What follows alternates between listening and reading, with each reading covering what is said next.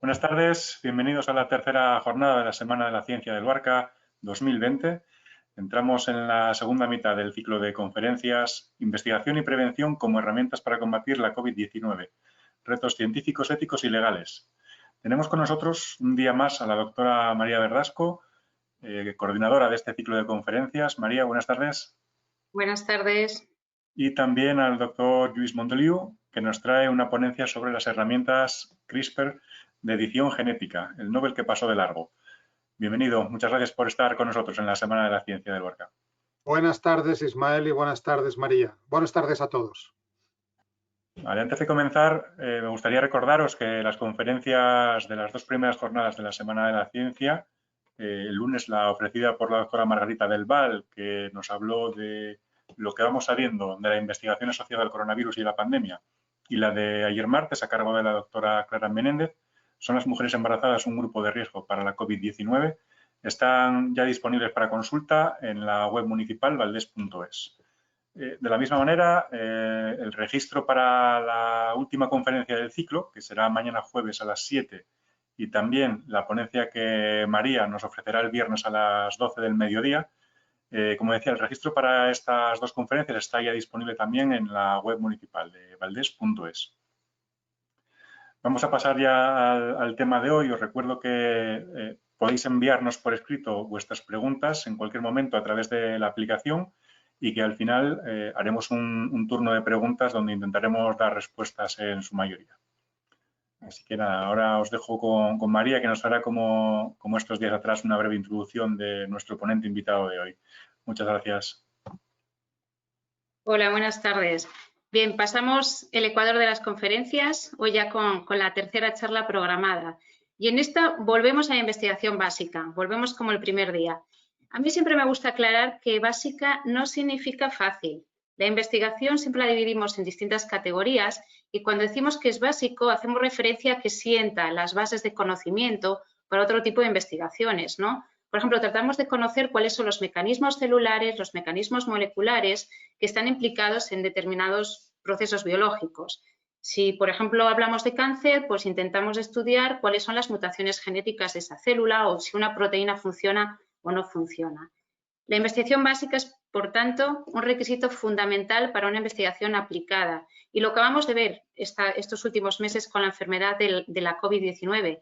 Primero tuvimos que hacer estudios básicos para conocer cuál es la secuencia genética del virus. Después de este conocimiento sienta las bases para desarrollar terapias mucho más específicas, como puede ser, por ejemplo, el desarrollo de vacunas u otras de las cuales nos hablarán hoy.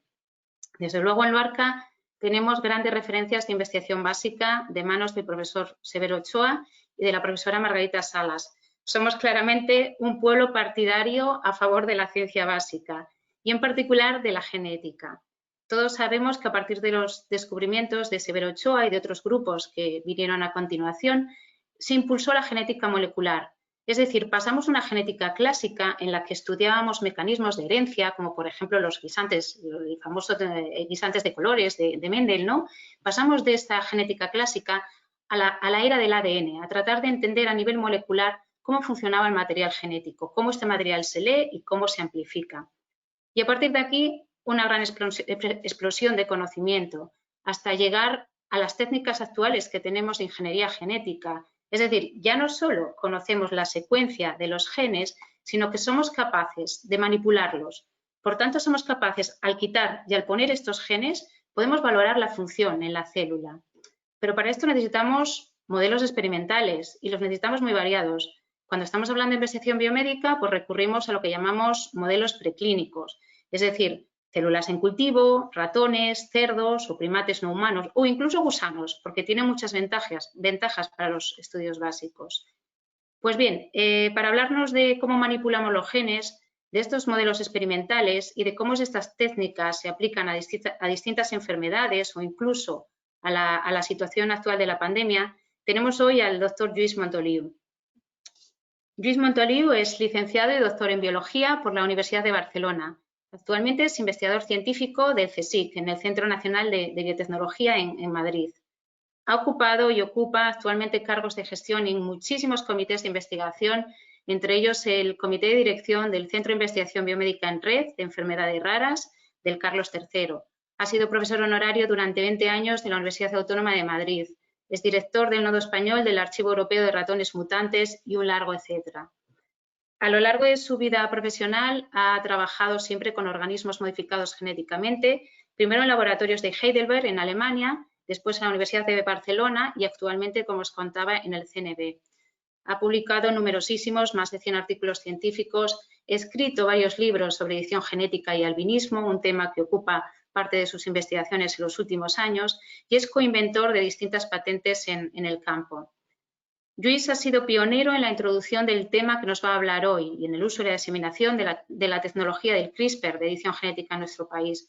Esta tecnología, seguro que hoy os suena un término un tanto raro, pero estoy segura de que al final de esta conferencia todos vamos a estar familiarizados con el término y es más, lo vais a incluir en vuestro vocabulario. Porque Lluís es, aparte de todas las cosas que he dicho en el ámbito más formal del currículum, Lluís es un divulgador de lujo con mayúsculas. Y por ello ha recibido varios premios relevantes, como el premio de la Agencia de Servicio de Información y Noticias Científicas o el premio de la Fundación Antama, entre otros. Os recomiendo a todos que acudáis a YouTube, tiene un canal, y que veáis muchísima serie de vídeos didácticos que tiene. Durante la pandemia, he de decir que elaboró uno con Tentes, sí, me estáis escuchando bien, con los juegos de cuando éramos pequeñitos, ha elaborado unos vídeos didácticos geniales, incluido uno de epigenética. Como Lluís trabaja en gran medida en estudios de enfermedades raras, que a mí me gusta llamarlas minoritarias, él tiene, perdóname Lluís, alguna rareza más, aparte de esta extraordinaria capacidad divulgativa, ¿no? Y es que, aparte de la investigación básica que hace en su laboratorio, aparte del tiempo que dedica a esta faceta suya de divulgar, hoy creo que va por la tercera, a Lluís le interesa y le apasiona la bioética. Mañana tendremos una conferencia solo centrada en temas éticos y legales a cargo de Federico Montalvo, pero Lluís podría hablarnos muchísimo también hoy porque es también el presidente del Comité de Ética del Consejo. Lluís, como ocurre con las personas afectadas por las enfermedades minoritarias, yo creo que todas estas cualidades no son rarezas, sino que te hacen más único. Un placer enorme tenerte aquí. Muchísimas gracias por haber aceptado participar y dedicarnos tu tiempo. Y solo deseo que en el futuro, esperemos que cercano, puedas estar presencialmente en Luarca, en el Concejo de Valdés y conocer a su gente. Así que, sin más, dar lugar a la exposición sobre investigación básica en nuestro concejo. Muchísimas gracias por esta amabilísima presentación, María e Ismael. Para mí es un placer estar con vosotros en esta Semana de la Ciencia. Veo que es la edición número 18. Esto quiere decir que tenéis una larga tradición de compartir ciencia con todas las personas interesadas y esto es algo que, como has dicho, a mí me apasiona. Hoy vamos a hablar de las herramientas CRISPR de edición genética y yo le he añadido un subtítulo, el Nobel que pasó de largo, y esto creo que se entenderá en unos pocos minutos. Pero dejadme empezar por algo importante. Estamos aquí no solamente celebrando esta Semana de la Ciencia, sino estamos haciendo un homenaje a una investigadora única, a Margarita Salas, y esta foto la he seleccionado del CSIC con Severo Ochoa, que lo tiene detrás. Creo que son dos figuras, dos investigadores en los cuales nos vemos reflejados muchos en este país y fuera de este país. Hace un año que perdimos a esta investigadora, pero su legado continúa y su influencia continúa. Y los que seguimos en investigación intentamos en lo posible parecernos a ella, tanto en su nivel de compromiso como en su nivel de perseverancia. Y de una investigadora genial como fue Margarita Salas, vamos a saltar a otras dos investigadoras. Estas dos investigadoras que ahora están en pantalla han recibido este año el Premio Nobel de Química. Es la primera vez, y no debería ser esto noticia, pero hay que resaltarlo y espero que ya nunca más lo sea, es la primera vez que dos investigadoras solas reciben un Premio Nobel. A la izquierda, la francesa Emmanuelle Charpentier, que trabaja en Berlín, y a la derecha la norteamericana Jennifer Doudna, que trabaja en la Universidad de California en Berkeley. Estas dos investigadoras recibieron el Premio Nobel de Química por el desarrollo de un método de edición genética. Claro, cuando uno piensa que un método, una técnica puede ser objeto de un premio, pues puede pensar que es algo aparentemente anodino, que no es muy importante.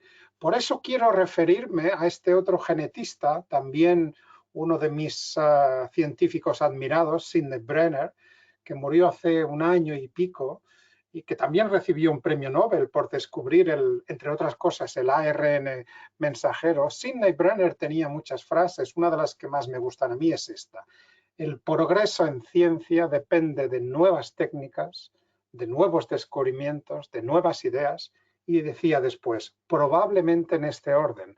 Él resaltaba las técnicas. Fijémonos que este premio Nobel que han recibido estas investigadoras es por una técnica.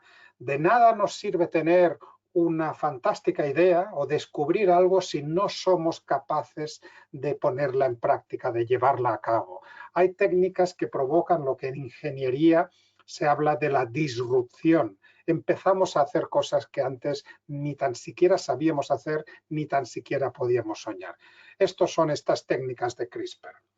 La CRISPR son unas herramientas que lo que hacen es editar.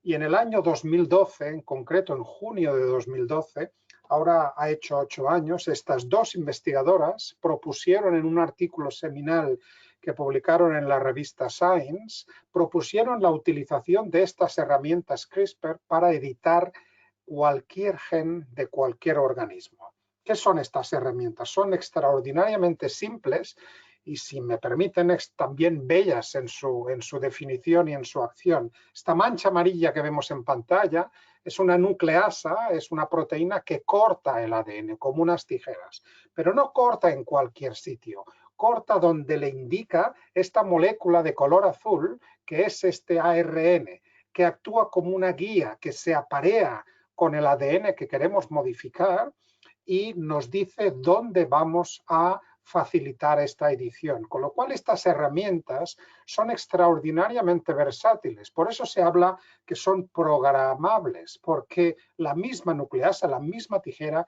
sirve para cortar en diferentes genes.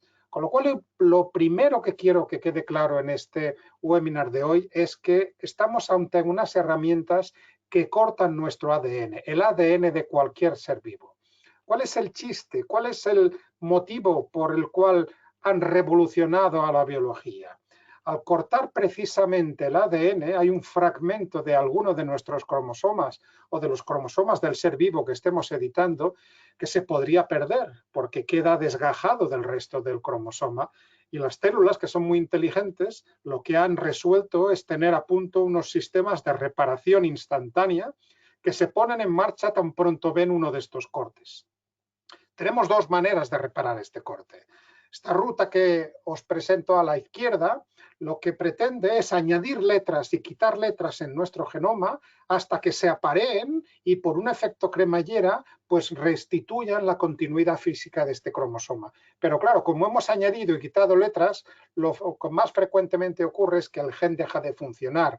Ahora le damos la vuelta a la tortilla y ahora acabamos de descubrir una manera que es utilísima de inactivar genes como nunca antes habíamos tenido. Simplemente hemos cortado el gen y el resultado es que deja de funcionar. Pero podemos hacer cosas mucho más interesantes por la ruta de reparación de la derecha, en la cual le podemos dar un molde al sistema, a la célula, algo que comparta una similitud de letras de secuencias a izquierda y a derecha del corte y que nos permita añadir esta secuencia en azulito que está en el centro, que es una secuencia que no estaba. Así podemos introducir una mutación y preguntar cuál es su efecto, o incluso algo mejor. Si conocemos la mutación y cuál sería la secuencia correcta, pues corregir esta mutación y pues hacer lo que se llama la curación de un gen, que es lo que llamamos la terapia génica. Por lo tanto, con estas herramientas CRISPR lo que podemos hacer es mutar un gen, corregir una mutación, editar un gen o cambiar una o varias letras, eliminar un trozo de un gen, añadir un fragmento nuevo de un gen, marcarlo, activarlo, silenciarlo. Por lo tanto, creo que sobran las palabras y esto autentifica que estamos ante una revolución en biología. Para que nos entendamos de qué estamos hablando cuando estamos hablando de edición, vamos a hacer un símil que es algo parecido a cuando estamos escribiendo una carta en un ordenador o en una tableta o en el mismo teléfono móvil. Por ejemplo, esta frase: una frase cualquiera. El origen de las CRISPR está en Alicante por un ilicitano. Aquí evidentemente he cometido un error que se me ha pasado. Automáticamente sé que esta E no debería estar aquí. Lo que hago yo es, pues, borro esta E y llamo a la letra que tiene que acudir para restaurar la frase correctamente. He editado esta frase. Y esto es algo que ahora podemos hacer con las herramientas CRISPR, pero no sobre frases, sino sobre nuestro material genético. Este es nuestro ADN, esta doble hélice, esta doble cadena antiparalela, van en sentidos contrarios, pero complementaria. Apenas son 4 letras, pero tenemos 3.000 millones de estos pares de letras en nuestras células. Y cualquiera de estas letras, si está incorrectamente situada o la tenemos que cambiar o la queremos cambiar por algún tipo de investigación, antes era muy complicado, no imposible, pero era muy complicado. Ahora es extraordinariamente mucho más fácil con estas herramientas CRISPR. Herramientas que han aparecido en todos los ámbitos del saber, y a continuación ilustraré con algunos ejemplos en los cuales vemos su aplicación en animales, en plantas, en mosquitos, en control de plagas, en biología, en biomedicina y en biotecnología. Pero antes quiero referirme al origen de estas CRISPR. He empezado el seminario diciendo el Nobel que pasó de largo, porque el origen de estas herramientas es en bacterias, en estas bacterias, y se lo debemos a un investigador español, se lo debemos a Francisco Juan Martínez Mojica. Francis Mojica, microbiólogo de la Universidad de Alicante, que empezó a trabajar con estos sistemas CRISPR, de hecho los descubrió por primera vez en estos microorganismos que viven en las salinas, en su caso las salinas de Santa Pola, cerca de donde él vive y trabaja, en Alicante. Hace 27 años empezó a preguntarse cómo estos microorganismos aguantaban tal cantidad de sal, a diferencia del resto de las bacterias que se mueren con la sal. Por eso usamos la sal, la salazón, como un procedimiento para preservar alimentos, para que no se echen a perder. Él secuenció el genoma de estos organismos y se encontró, cuando leía las letras del genoma de estos microorganismos, se encontró patrones. Se encontró una misma secuencia repetida una y otra vez, que está aquí ilustrada en forma de estos rombos y que estaba separada por unas secuencias que eran distintas cada una de la otra, que son estos cuadraditos de colores. Esto lo investigó durante varios años y otros investigadores empezaron también a investigarlo, y él decidió ponerle un nombre. El nombre que está en boca de todo el mundo. CRISPR es un acrónimo en inglés que lo que describe es lo que estamos viendo: repeticiones cortas, palindrómicas, que se leen igual del derecho que el revés, como la palabra reconocer, que están agrupadas y que están regularmente espaciadas. Francis hizo algo más, porque centró también su atención en algo que había pasado desapercibido al resto de investigadores. Debido a su perseverancia, esto es pura y simple investigación básica, como decía María al principio en esta introducción, él se percató, tuvo su momento eureka en verano de 2003, y él se dio cuenta que estos fragmentos que había entre las secuencias repetidas eran fragmentos del genoma de virus que infectaban a las bacterias.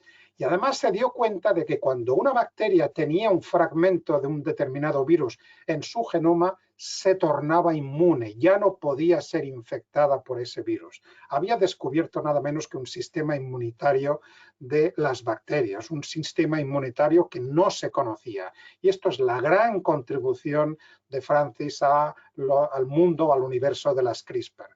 Después esto se investigó, se elucidaron los diferentes componentes de los sistemas CRISPR, y años después, casi tantos como 20 años después, estas investigadoras, Charpentier y Doudna, recogieron esta investigación de Francis y convirtieron este sistema de defensa de las bacterias en unas herramientas de edición.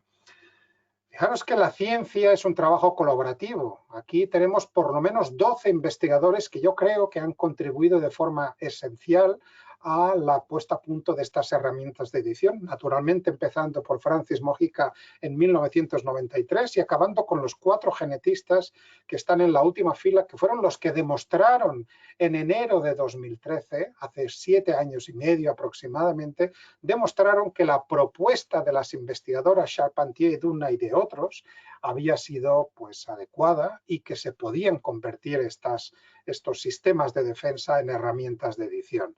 Herramientas de edición que sirven para multitud de aplicaciones. Yo suelo decir que el límite está en nuestra imaginación. Cada semana o cada 2 semanas surgen aplicaciones nuevas que nos denotan que su gran versatilidad y el hecho que estén ya súper probadas, absolutamente optimizadas durante los miles de millones de años de evolución que han tenido en las bacterias, hacen de estas herramientas, pues lo que se dice, una verdadera navaja suiza, una verdadera navaja multiusos. Ejemplos en los cuales se ha utilizado CRISPR. Presento una medusa australiana que es extraordinariamente venenosa, que es capaz de matar a una persona en menos de 10 minutos cuando tocamos sus tentáculos. Y para desarrollar antídotos, los investigadores australianos usaron CRISPR para inactivar pues, más de 18.000 genes de los que tenemos en nuestras células, en diferentes células en cultivos, a los cuales les dieron un extracto del veneno de esta medusa, y solamente aquellas células que sobrevivieron nos daban la pista de qué gen había que inactivar para conseguir un antídoto. Esto es un experimento masivo que no se hubiera podido hacer de otra manera sin la presencia de las CRISPR.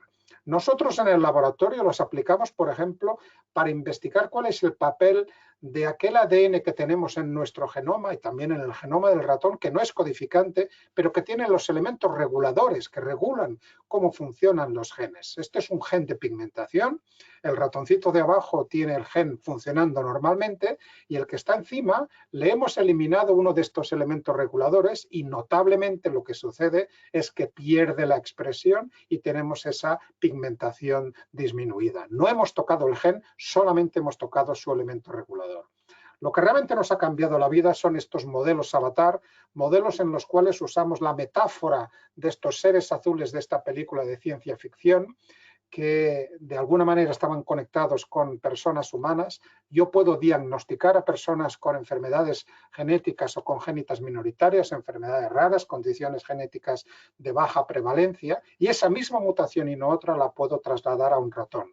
Esto lo hemos hecho en innumerables ocasiones. Esta es una de las primeras, esta es Patty, esta es una chica española con albinismo que tiene una mutación en un gen determinado y lo que le pasa a Patty es que en la posición que está indicada le falta una sola letra, solamente falta una letra C y esta misma C es la que hemos eliminado de este ratoncito y este ratoncito ha pasado a ser el avatar de Patty. Por lo tanto, en este ratoncito ahora nosotros podemos validar tratamientos, pequeñas moléculas, fármacos que estén descritos para otra enfermedad y que podrían ser utilizados en albinismo, en los cuales lo que se manifiesta es una pérdida de visión muy importante y antes de correr el riesgo de administrar estos fármacos a las personas, ahora lo podemos hacer con los avatares. Pero no solamente en personas, también en ganadería y en agricultura. Por ejemplo, en la cabaña porcina, este virus, el virus que se llama del síndrome respiratorio reproductor, pues causa pérdidas anuales importantísimas. Pero para entrar en las células necesita un receptor que nosotros podemos inactivar por CRISPR y de alguna manera los cerdos resultantes ya no son infectables por este virus. Esto es una mejora. O en plantas.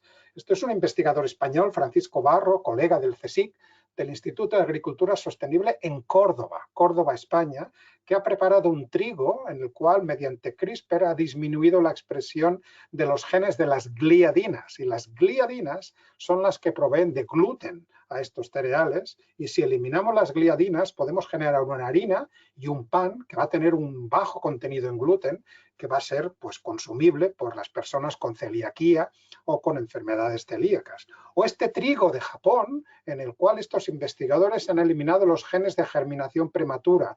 Sabéis que en Japón y en el sudeste asiático frecuentemente antes de la cosecha llegan los monzones y llueve tanto que las espigas germinan directamente antes de ser cosechadas, con lo cual se echan a perder. Para evitar esa germinación prematura, hay unos genes que la gobiernan. Si los eliminamos con CRISPR, pues ya puede llover que podremos cosechar el trigo sin ningún tipo de problema. O incluso inhibir el ciclo de vida de estos mosquitos, ¿no? Mosquitos que transmiten enfermedades infecciosas como malaria, fiebre amarilla, Zika, chikungunya. Y claro, mediante CRISPR lo que podemos hacer es eliminar estos mosquitos y de tal manera que ya no se distribuya más los patógenos. Esto se ha hecho antaño con los mosquitos modificados genéticamente, pero como veis en este gráfico, rápidamente se diluyen en la población. Mediante CRISPR hay una estrategia novedosa que nos permite mantener esa modificación genética en la población, con lo cual en pocas generaciones todos los mosquitos de un dominio determinado pueden ser modificados y dejan de transmitir estos patógenos. Esto es un futuro y realmente es muy prometedor para el uso de estas aplicaciones, o incluso aplicaciones que podríamos pensar que son inesperadas, ¿no? Hay un investigador en Harvard que se llama George Church, que se ha propuesto revitalizar el mamut lanudo a partir de células del elefante asiático, que es su pariente pues, más cercano que vive. Hace más de 4.000 años que se extinguieron estos animales, pero hay algunos de estos animales que se han conservado congelados en la tundra siberiana, y aprovechando pues, restos de material genético de estos mamuts se puede intentar ver las diferencias con el elefante asiático actual y a partir de esas células intentar producir células que se parecerían a las que debería haber tenido el mamut, o incluso, y este es mi último ejemplo, utilizar las CRISPR para codificar información. Las bacterias capturan fragmentos del virus y los utilizan para defenderse, pero nosotros podemos engañar a la bacteria y darle de comer pues muchísimas secuencias que contengan información, por ejemplo, de imagen, para reconstruir, por ejemplo, esta película. Esto es una yegua galopando, son 5 fotogramas que están codificados dentro del genoma de la bacteria gracias a las CRISPR. De ahí toda su versatilidad. Con estas herramientas sucede que hay que conocer todo su potencial y hay que también ser muy consciente de sus limitaciones.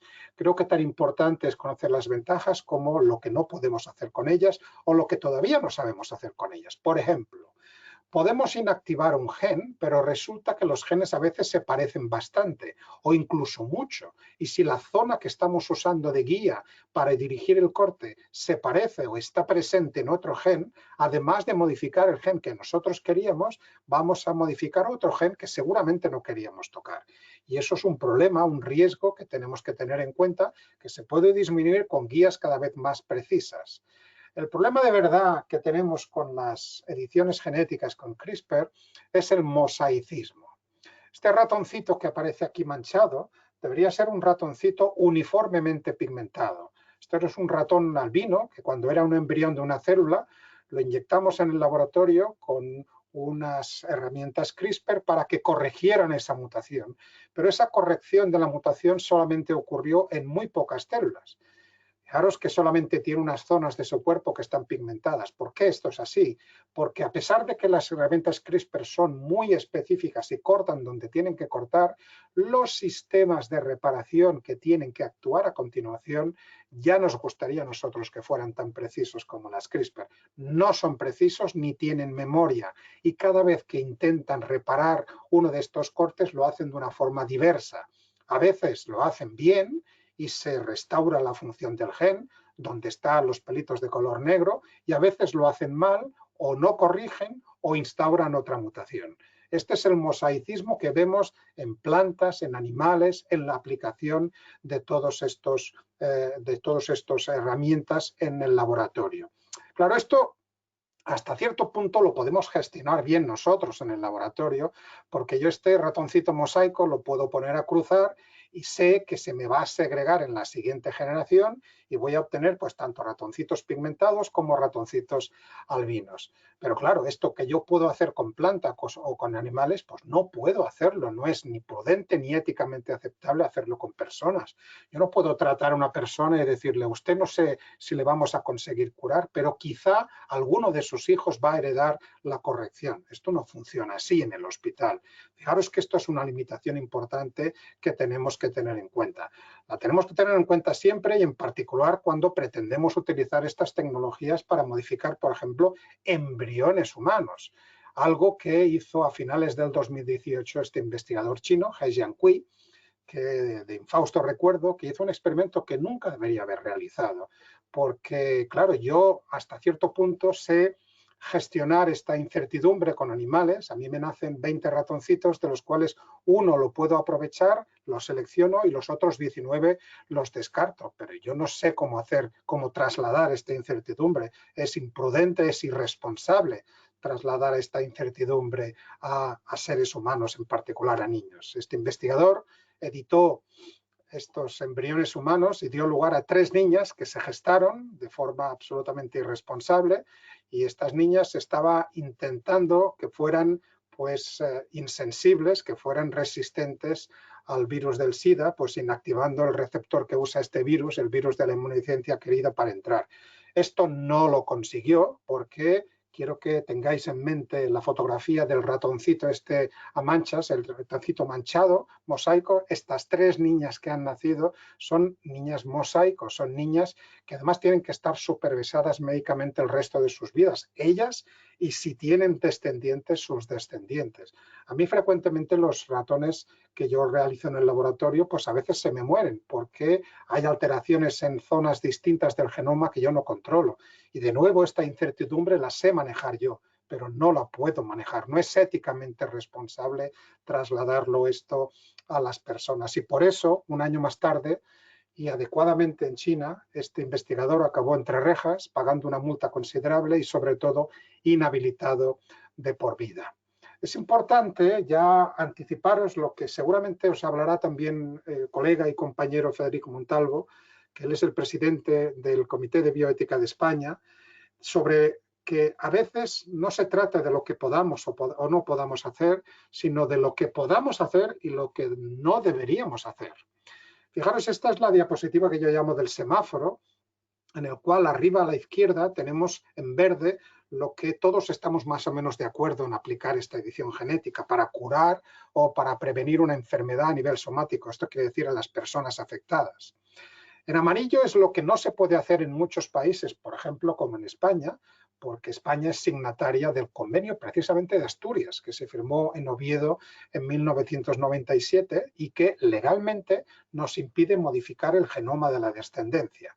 Por lo tanto, lo de curar o prevenir una enfermedad a nivel embrionario, no para las personas afectadas, sino aquellas que todavía tienen que nacer, esto es algo que todavía no podemos hacer y acabamos de verificar que no solamente no podemos hacer, sino que no deberíamos hacerlo científicamente. Pero en cualquier caso sería una aplicación terapéutica que en algunos países que no han firmado este convenio se lo podrían plantear. Lo que está en rojo es algo que en muchos investigadores, yo me atrevería a decir, quisiera pensar que la gran mayoría no estamos nada interesados, que es no en utilizar estas aplicaciones de edición para fines terapéuticos, sino para fines de mejora, para fines de adquirir características adicionales, ¿no? Estos son eufemismos de una palabra que da mucho miedo, que se llama eugenesia, que es una selección de los caracteres, ¿no? Tanto a nivel somático como a nivel embrionario, ¿no? Creo que hay tanto por hacer a nivel terapéutico que me parece incluso obsceno el destinar recursos de investigación o que haya alguien que se esté planteando estas aplicaciones. Pero esto es así, y el mismo investigador que admiro por todas sus investigaciones, George Church, también ha dado Pablo y ha dado cuerpo a una nueva corriente filosófica que está triunfando en Estados Unidos y que poco a poco llega a Europa, que se llama el transhumanismo, en el cual pues los seguidores de esta corriente piensan que si somos capaces de adquirir capacidades adicionales físicas y psíquicas que nos pueden convertir en superhombres o en supermujeres, pues ¿por qué tenemos que evitarlo, ¿no? George Church ha creado una lista de los deseos en los cuales habla de diferentes genes que si los mutamos vamos a tener características especiales. Por ejemplo, si mutamos el CCR5, que es la entrada del virus del SIDA, pues ya no vamos a poder ser infectados por el virus del SIDA. Si mutamos el SC9A, ya no vamos a volver a sentir dolor y cuando pongamos la mano encima de una plancha ardiendo, hasta que no olamos a carne quemada, no vamos a retirar la mano. Yo no creo que esto sean capacidades y además es muy ingenuo estas propuestas. Apenas tenemos 20.000 genes y tenemos muchas más cosas por hacer. Eso quiere decir que cada gen hace muchísimas cosas. Y, por ejemplo, el gen CCR5 no está ahí para que entre el virus del SIDA. El virus del SIDA aprovecha la existencia del receptor CCR5 para entrar, pero el CCR5 es un regulador del sistema inmunitario. Si lo retiramos, vamos a tener problemas con otros virus y así con muchos otros genes.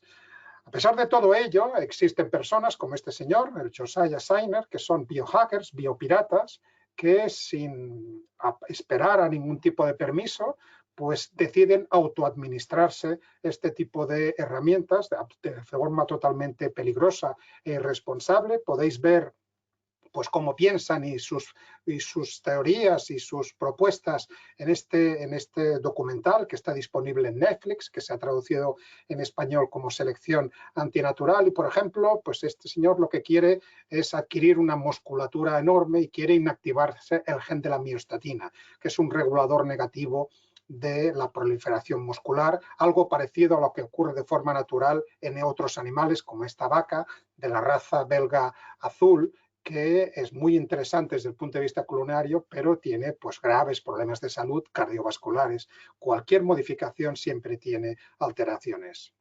Dejando aparte los temas de embrionales y los temas de biohackers, donde sí está progresando esta actividad son en terapias somáticas, bien in vivo, que las administramos directamente al paciente, bien ex vivo, que extraemos células del paciente, habitualmente de la sangre o de la piel, fuera del paciente las editamos y las podemos retornar.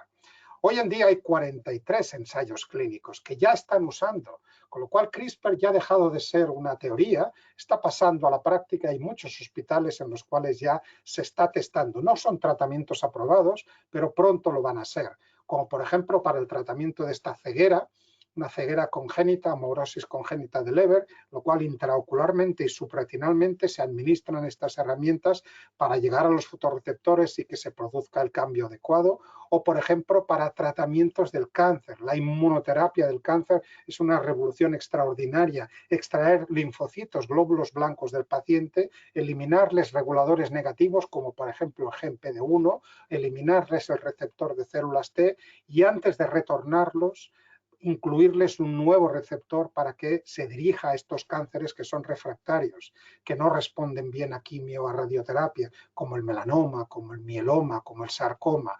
Oiremos mucho hablar de esto. O el tratamiento de beta-talasemia o de la anemia falciforme, que son enfermedades graves de la sangre que las personas tienen que sufrir pues, transfusiones constantes, que sin embargo se pueden restaurar con esta propuesta inteligente que lo que pretende es restaurar la expresión de un gen que normalmente en adultos no funciona y que solamente funciona cuando estamos desarrollándonos como feto dentro del útero de nuestra madre, y lo que ocurre es que no funciona en adultos porque está reprimido, pero si nosotros con CRISPR eliminamos el represor, despertamos de nuevo este gen y este gen pues, puede suplir al otro que está mutado y realmente pues, ya hay personas que se han liberado de estas transfusiones. Habitualmente todas estas herramientas las estamos vehiculando, las estamos transfiriendo a las personas con unos autobuses, con unos vehículos que son estos virus adeno asociados, a pesar de que últimamente ya cada vez más se utilizan pues, estrategias no virales, como por ejemplo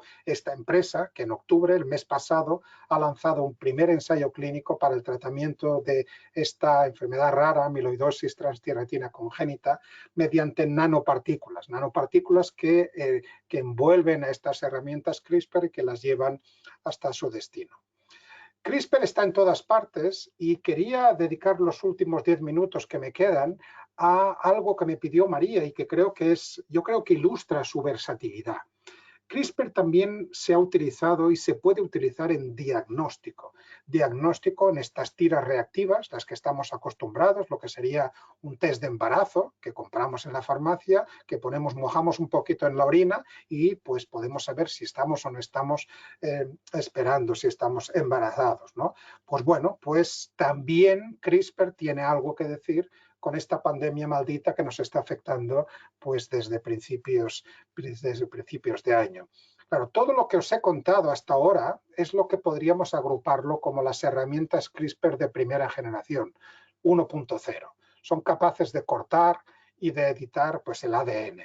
Pero es que resulta que hay el CRISPR 2.0, la segunda generación de estas herramientas, ya es capaz de cortar y de editar el ARN, esta molécula intermediaria que hay entre el ADN y la proteína. Y esto es importante por varias razones. En primer lugar, porque nos va a permitir descubrir sistemas de diagnóstico y en segundo lugar, como veréis, porque nos va a permitir tratar al coronavirus, porque el coronavirus resulta que su genoma no es ADN, sino que es ARN. Vayamos por partes. En primer lugar, un investigador del Instituto Broad, Feng Zhang, en 2017 descubrió una nueva proteína de estas que cortan, una nueva Cas, se llamó Cas13a, y se dio cuenta que era capaz de cortar ARN cuando le daban una pequeña guía de ARN complementario. Pero también se dio cuenta de que cuando esto ocurría se volvía loca la proteína y cortaba todos los ARNs que había en esa mezcla de reacción. Esto lo que habría supuesto para la mayor parte de nosotros es abandonar el experimento porque había sido un resultado fallido. Él lo convirtió en una oportunidad de diagnóstico porque añadió a la muestra de reacción unas pequeñas moléculas de ARN que tienen un extremo fluorescente y otro extremo con un inhibidor de la fluorescencia. Cuando estos están cerca no fluoresce, pero cuando se cortan por el medio se libera la fluorescencia, con lo cual él dio con un sistema de diagnóstico extraordinariamente sensible utilizando estas herramientas CRISPR. Y esto, pues no solamente lo encontró él, sino que su gran competidora y ahora galardonada con el premio Nobel, Jennifer Doudna, lo hizo y también lo puso a punto con otro tipo de proteínas. Ambos dos decidieron utilizar acrónimos que eran bastante ilustrativos. Feng Zhang llamó Sherlock a esta técnica y Jennifer Doudna le llamó Detector. Fijaros que se puede esto aplicar directamente a la COVID y desde marzo apareció una primera aplicación en tiras reactivas que nos permitía detectar directamente la presencia del virus con una gran sensibilidad, hasta de 10 copias del virus por microlitro de sangre. ¿Qué es lo que nos aporta la tecnología CRISPR frente a lo que ya todos nos hemos convertido en expertos, que es la PCR? En realidad, una reverso transcriptasa PCR, una RT-PCR. Bueno, el sistema CRISPR es más rápido. Una PCR nos va a tardar pues 2 horas, 3 horas y para que nos den los resultados pues igual pasan varios días. Es mucho más sencillo, no necesitamos ningún equipo, ni necesitamos robots, ni necesitamos reactivos complicados. Es algo menos sensible, la PCR detecta hasta una copia, el sistema de CRISPR puede detectar hasta 10 copias. No es cuantitativo, pero tampoco lo usamos. La PCR es cuantitativa, pero a nadie nos dicen la carga viral, nos dicen si somos positivos o negativos. Y es exactamente la respuesta que nos da CRISPR, que es un nivel cualitativo. La gran mejora yo creo que ocurrió en mayo. El propio Feng Zhang creó una nueva aplicación para la cual se necesitan lo que estáis viendo en pantalla. Un calefactor a vuestra izquierda, unas puntas de pipeta y unas micropipetas y unos tubitos y las tiras reactivas. Muy sencillo y en menos de una hora somos capaces de detectar. Esto se puede hacer no necesariamente en los grandes hospitales de las capitales de provincia, se puede hacer en cualquier centro de salud o se puede hacer mientras uno espera en la sala de espera antes de embarcar en el avión. En 45 minutos o en 60 minutos se tiene la respuesta inmediata. Creo que es una gran solución que finalmente en Estados Unidos el 8 de mayo se autorizó de emergencia. En Europa todavía no están autorizadas estas aplicaciones, pero esperemos que pronto lo sean.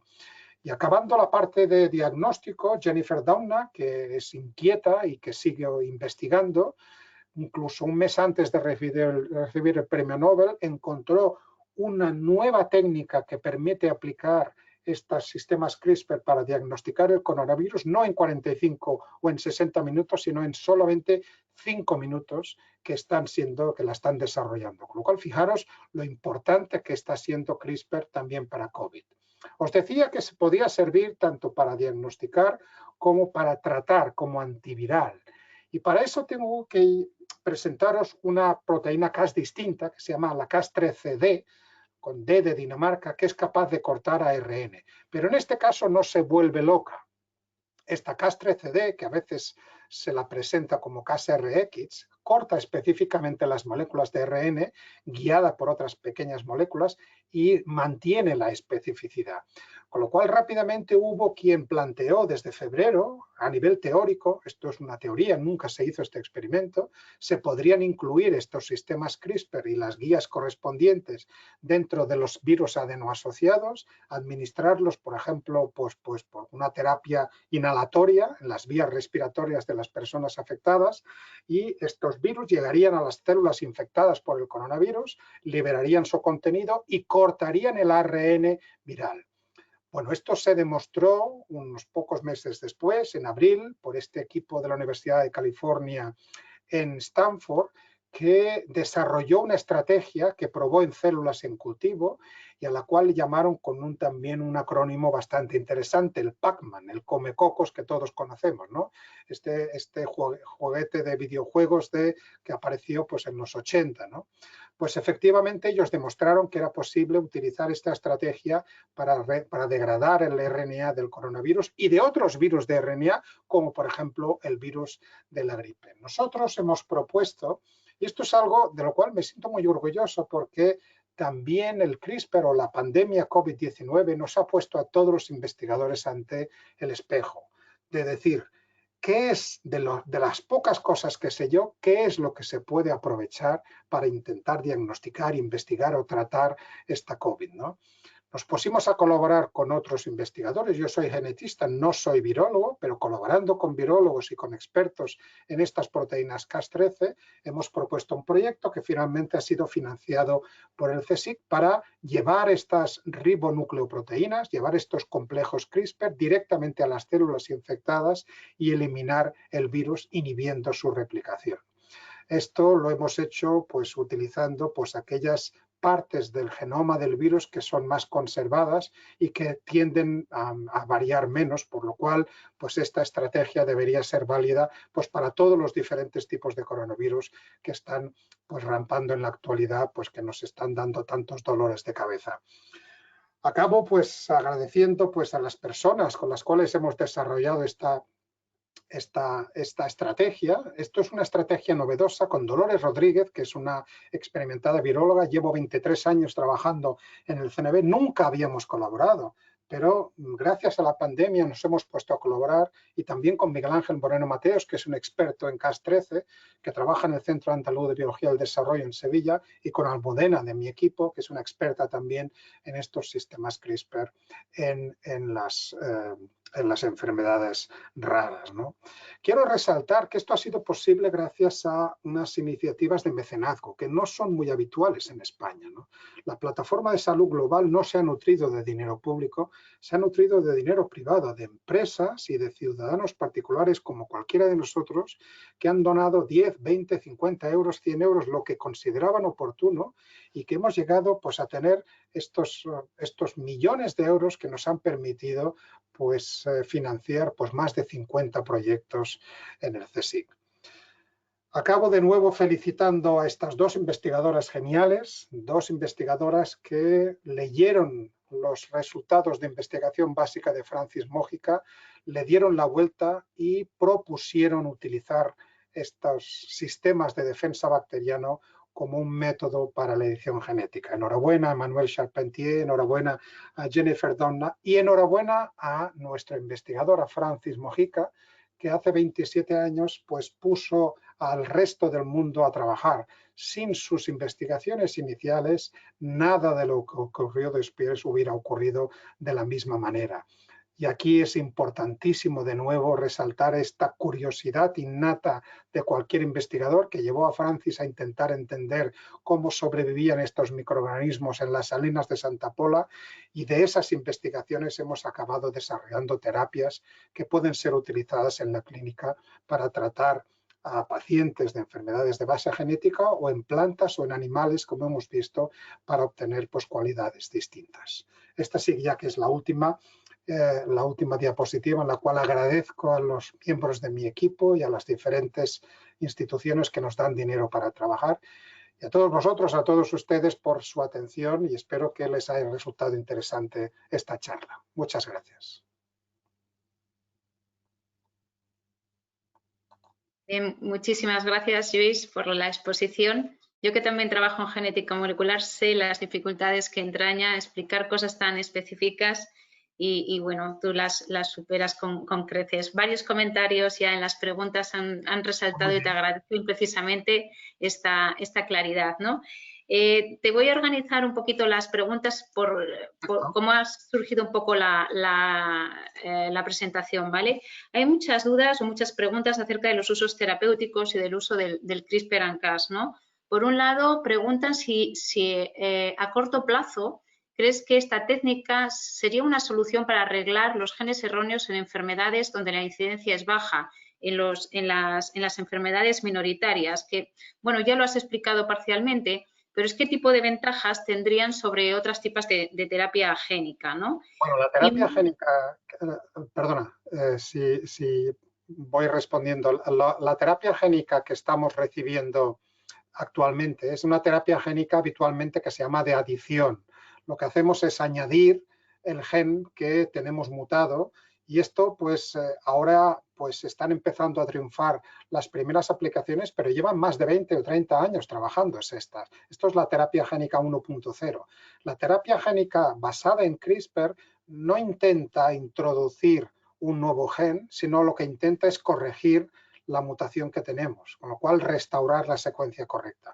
Esto puede ser relativamente complicado, esto lo hemos logrado ya en modelos animales y en modelos celulares, pero lo que no somos capaces es que esto ocurra de forma sistemática, que ocurra siempre. Por ejemplo, en ratones, como decía yo antes, yo lo hago en ratones y esto me nacen 20 y hay solamente uno que se ha corregido de la manera que yo quería.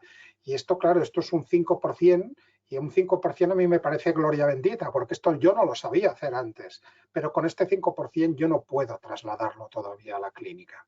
Esto por lo que respecta a terapia génica. Tendremos que seguir investigando. Ahora bien, las aplicaciones ex vivo, las aplicaciones en las cuales se extraen células del paciente y fuera del paciente se pueden investigar, se pueden editar, se pueden seleccionar antes de retornar al paciente, son las que van a triunfar y son las que ya están triunfando.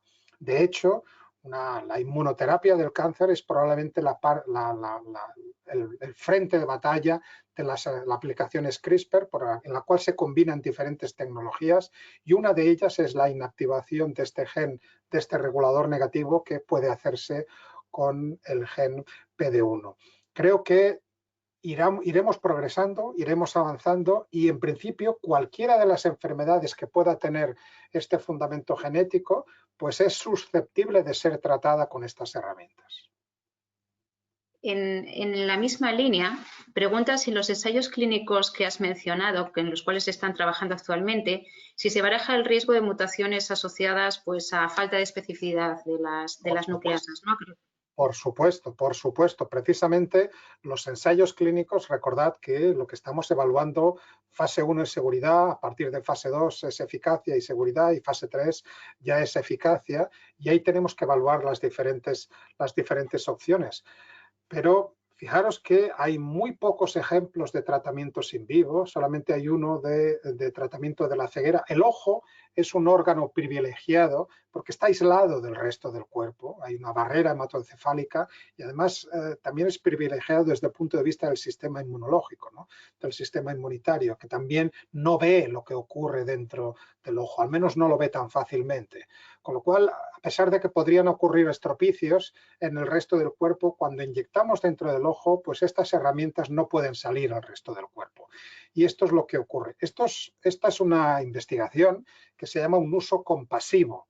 Y se llama un uso compasivo porque estas personas afectadas de amaurosis congénita de Leber van a quedarse ciegas sí o sí. Esto es desgraciadamente inevitable. Y lo que se intenta es si se puede detener y si se puede pues, reducir esta progresión, esta pérdida progresiva de la visión mediante CRISPR.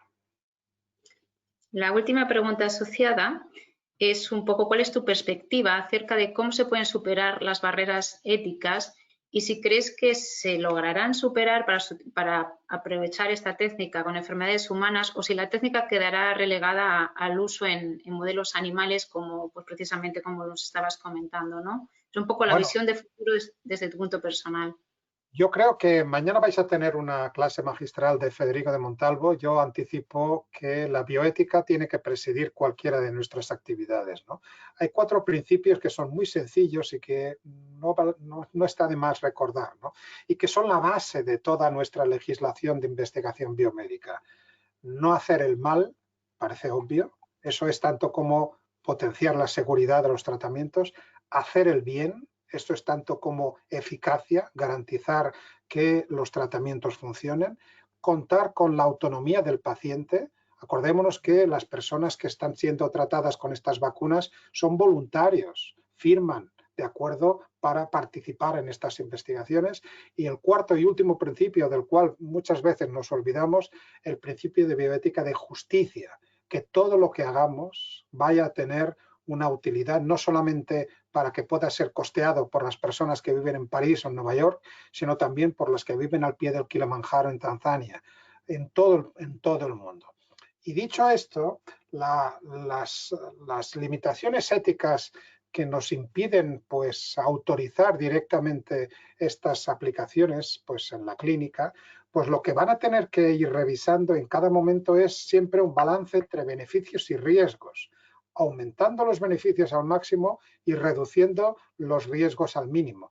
Riesgo cero no existe, pero todos sabemos cuando entramos en una mesa de operaciones, en una cirugía, el riesgo que vamos a aceptar. Un 10% lo aceptamos. Si nos dicen un 70, un 80% de riesgo, pues probablemente no lo aceptemos o tenemos que estar muy mal para aceptarlo.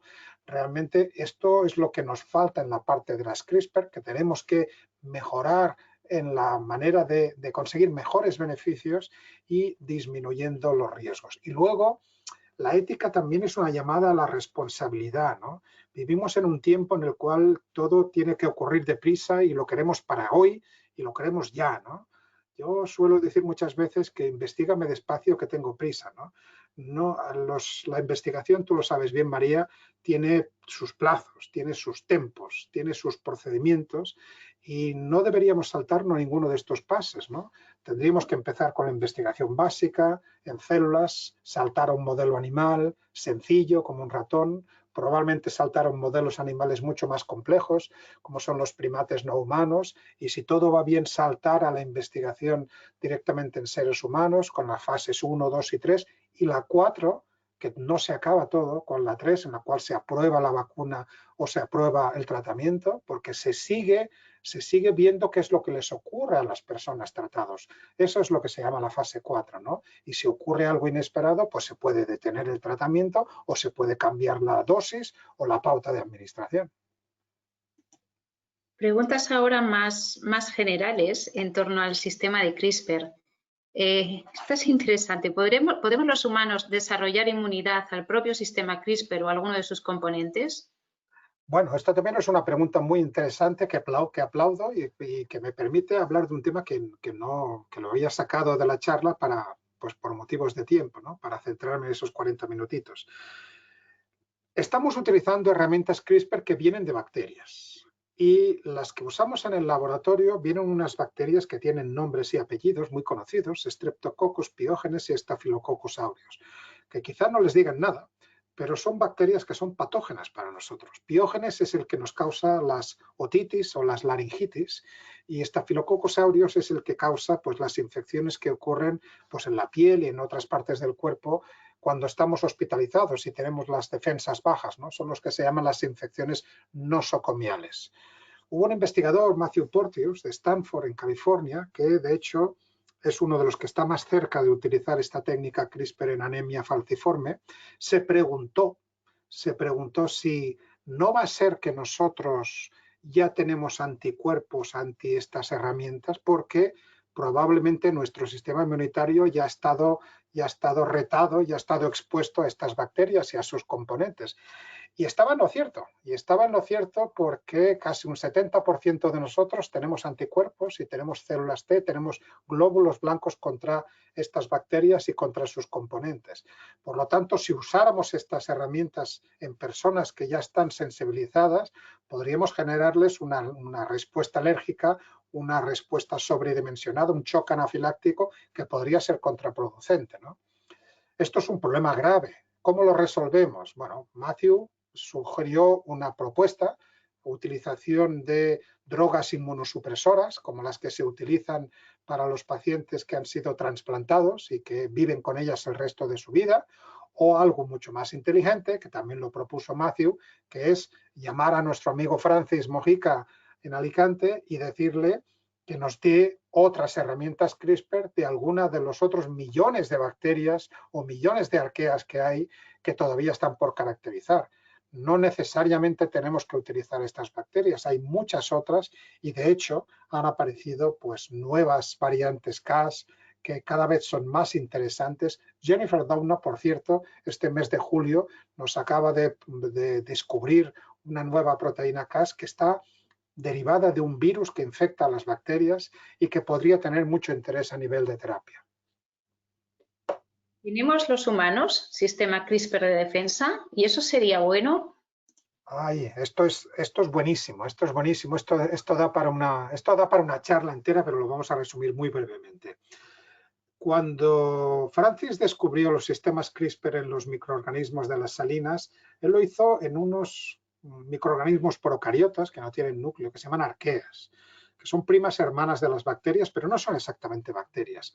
De hecho, no fue el primero que vio estos patrones regulares. Hubo un investigador japonés que lo descubrió en bacterias que se llaman gram negativas, como las que viven en nuestro intestino, la Escherichia coli, la famosa Escherichia coli, y pocos años después, también antes que Francis, otro investigador holandés lo había descubierto en las bacterias gram positivas, que son las que afectan y las que producen la tuberculosis, el micobacterio.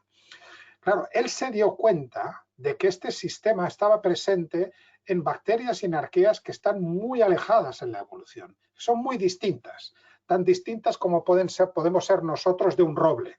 Los dos somos seres vivos eucariotas, pero una planta, un roble, y nosotros, una persona, somos muy distintos, pero los dos somos eucariotas. Pues él se dio cuenta de que esto tenía que haberse compartido en los ancestros. Y cuando uno buscaba en el árbol filogenético evolutivo dónde convergían pues estos tres microorganismos, nos teníamos que ir al origen de la vida, a los 3.500 millones de años, lo cual quiere decir que la rama que dio lugar posteriormente a los eucariotas, pues probablemente la tuviera. ¿Por qué no la tenemos nosotros? Y si la tuvimos, ¿por qué la hemos perdido?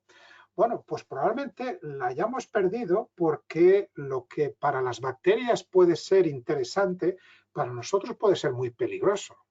Las bacterias están capturando fragmentos de ADN y están montando una defensa contra ellos. A veces se equivocan las bacterias y cogen fragmentos de su propio ADN y se suicidan.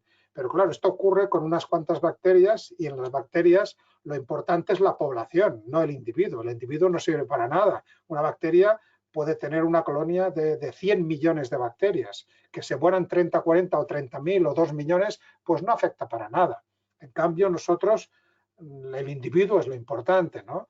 Y el tener un sistema CRISPR que en cada una de nuestras células pudiera provocar pues un desastre, un estropicio, pues no parece muy inteligente. Fijaros que las bacterias usan el sistema CRISPR para atacar el virus que entra y lo que hacen es impedir que el virus corte o que se introduzca en el genoma de la bacteria. Nosotros lo que tenemos son muy buenos sistemas de reparación. En lugar de impedir la entrada, cuando ocurre un corte, nuestras células, los que se han especializado es en repararse. Y parece ser que a nivel evolutivo cuando tienes un buen sistema de reparación, no tienes un buen sistema CRISPR. Las bacterias no tienen buenos sistemas de reparación y esto probablemente a nivel especulativo podría ser una idea. Hay comentarios acerca del uso de estos test de diagnóstico que han sido desarrollados en Estados Unidos y que a priori pues que tienen unas ventajas que no tienen, por ejemplo, la técnica PCR, ¿no? Parece más económicos, más rápidos. Entonces la pregunta es ¿por qué no se han utilizado antes, cuando ya han sido descritos en mayo del 2020? ¿Por qué no nos han llegado a los países europeos? Bueno, porque para que un tratamiento, para que un sistema diagnóstico, para que una droga pueda llegar a ser utilizada, tiene que ser aprobada. En Europa, en la Unión Europea, por la Agencia Europea del Medicamento y en España por la Agencia Española del Medicamento y Productos Sanitarios, la EMS. Y hasta que estas dos agencias reguladoras no se pronuncien, pues no podemos utilizarlo, ¿no? Ya nos gustaría poder utilizarlo, pero no lo podemos utilizar. Me consta que estas diferentes herramientas se han puesto a punto y cada vez están surgiendo pues nuevas variantes. Esta misma semana han surgido variantes que reducen el tiempo y lo hacen todavía más fácil. Y hay algunas variantes que incluso vienen con un pequeño dispositivo en el cual, pues con un LED luminoso, se enciende verde cuando eres positivo y se enciende de otro color cuando no eres positivo. Con lo cual, yo creo que ha habido una invención, ha habido una innovación tremenda y que pues tenemos que recordar que la PCR, que tantos resultados nos ha salido, la PCR ya tiene más de 40 años, es una técnica muy antigua dentro de la biología y la seguimos utilizando. Estas son técnicas mucho más modernas y son técnicas que no requieren del uso de grandes equipos. Y sobre todo que se pueden hacer en el mostrador de una tienda. Cuando tú llegas a una tienda y quieres acceder a la tienda, pues hay quien se plantea, pues bueno, usted quiere entrar a mi tienda, pues hágase este test en 3/4 de hora o en 10 minutos le voy a dar el resultado y si sale usted negativo, pues puede entrar a la tienda, por ejemplo. En cuanto al proyecto, a vuestro proyecto que has explicado al final, preguntan si son estrategias dedicadas a la prevención global o a individual. Es decir, si aplicaríais... No, esto es un proyecto, es un tratamiento antiviral, no es una vacuna. Esto está pensado para las personas que tienen una infección en vivo, que tienen una infección que está ocurriendo, ¿no? Naturalmente, antes de llegar a las personas, nosotros vamos a ir paso a paso y trabajar con este virus no es fácil. Este virus, pues desgraciadamente lo sabemos bien, hay miles de personas que no están con nosotros. Este virus es mortal. Tiene un porcentaje de fallecimientos relativamente bajo respecto al de infectados, pero no es cero. Hay muchas personas que mueren. Trabajar con este virus exige un laboratorio de bioseguridad de tercer nivel como el que tenemos aquí en nuestro centro, pero antes de hacer los experimentos que son muy costosos en estos laboratorios, lo que estamos haciendo es probar la estrategia, esta hipótesis de llevar estas tijeras que corten ARN y estamos utilizando primos hermanos de este coronavirus. Estamos utilizando otros virus que son también de RNA, pero que se pueden trabajar en un laboratorio de segundo nivel de bioseguridad, que es mucho más práctico, es mucho más asequible y nos permite hacer todas las preguntas, definir las cantidades y una vez lo tengamos todo bien cotejado, pues ya nos podemos plantear hacer el experimento de verdad en células humanas infectadas por el coronavirus, el SARS-CoV-2. Preguntan también cuál es tu valoración en la prioridad de proyectos. Si crees que se está priorizando demasiado a las vacunas, aunque haya que poner el foco ahí, pero que también hay que priorizar e invertir en otras opciones alternativas como las que usted propone. Entonces, yo creo que es muy importante y esa pregunta yo creo que también tiene mucha enjundia. Hay que recordar que vacunas y tratamientos tienen que ir de la mano. Las vacunas están pensadas para personas sanas, personas para que no se infecten por ese patógeno, mientras que los tratamientos están pensados para las personas afectadas por ese patógeno para que pues salgan de la infección y se recuperen lo antes posible. Tenemos que pensar que, por ejemplo, hay virus para los cuales no tenemos vacuna. El virus de la hepatitis C, que por cierto también le dieron el Premio Nobel de Medicina este año. El virus de la hepatitis C no tenemos vacuna, pero tenemos un tratamiento que es eficacísimo, un tratamiento que elimina ya de por sí este virus. Para otros virus, por ejemplo, el virus del sarampión, no tenemos un tratamiento. El virus del sarampión, desgraciadamente, hay gente que sigue muriendo hoy en día del virus del sarampión, pero tenemos una vacuna que es muy eficaz. Lo que sería interesante para este coronavirus es que tuviéramos tanto vacunas como tratamientos, y vacunas que sirvieran a diferentes grupos de población y tratamientos que sirvieran a diferentes momentos del proceso de infección. Cuando uno tiene febrícula al principio y un poco de tos, pues el tratamiento puede ser distinto a cuando uno está intubado en una cama de tratamiento de cuidados intensivos en el hospital, en el cual pues tenemos otros muchos problemas. Y de hecho ya se han desarrollado algunos tratamientos específicos de algunas fases de esta enfermedad. Y lo que necesitamos son tratamientos para evitar que la gente llegue a necesitar de ese aporte de aire externo, ¿no? Para evitar que la gente acabe en las unidades de cuidados intensivos. De estos todavía no tenemos. Las preguntas de posibles tasas de mutación genéticas y validad de las vacunas siempre son repetidas y de hecho son preguntas que se hacen ahora. También preguntan si este sistema que tú propones sería una alternativa a cambios de mutaciones en el virus. He pasado muy por encima, pero había una imagen que he mostrado en el cual he dicho, nosotros vamos a utilizar unas guías para decirle a la tijera dónde tiene que cortar el virus, ¿no? Y hemos escogido que pues, la polimerasa y la nucleoproteína son dos zonas del virus que son muy conservadas. Cuando comparamos muchísimos coronavirus, todos los diferentes aislados actuales en las diferentes partes del mundo, donde se parecen más es justamente en estas zonas.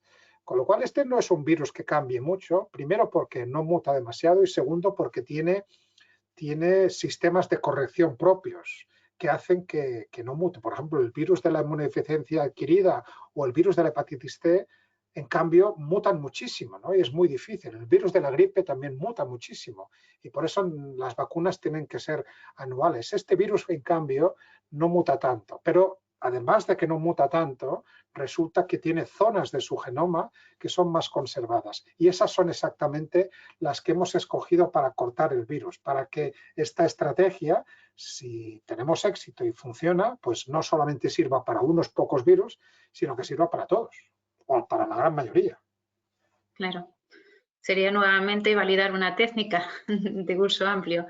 Bien, Lluís, termino con un comentario con la última entrada que acabamos de tener en las preguntas que dice, charla bien interesante y esperanzadora. Gracias.